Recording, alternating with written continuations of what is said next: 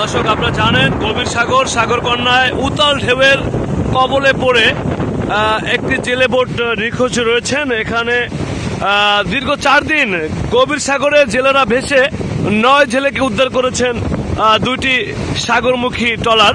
এখনো আমাদের মাঝে 6 জেলে নিখোঁজ রয়েছেন। দর্শক, কুয়াকাটা সাগরকন্যার ওয়েদার প্রচন্ড ঝড়ে এবং বাতাসের কারণে গভীর সাগরে জেলেরা গিয়ে মাছ ধরতে পারছেন না। তারপরও নিম্নচাপের প্রভাব দেখা দিয়েছে আমাদের সাগরকন্যা উপকূলীয় অঞ্চল কুয়াকাটায়।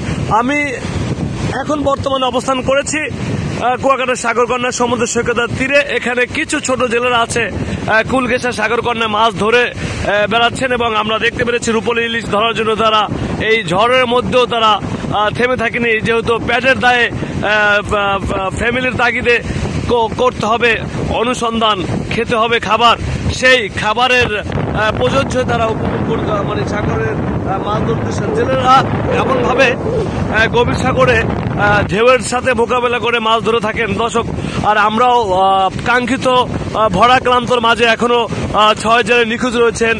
জেলেদের পরিবার আহাজারিতে আকাশ পাতাল ভারী হয়ে গেছেন কুয়াকাটা বঙ্গোপসাগর সাগরকন্যার নিম্নচাপের কারণে। দর্শক, এমন একটা মুহূর্তে করেছিলাম এই ঝড়ো হাওয়া বাতাসের মাঝে সাগরের তীরে কুয়াকাটা সমুদ্র সৈকত সাগরকন্যায় এবং কুলঘেঁষা সি বিচে অনেক পর্যটক হাঁটছেন এবং এই উতাল ঢেউ তারা রোমান্টিক মাঝে উপভোগ করছেন।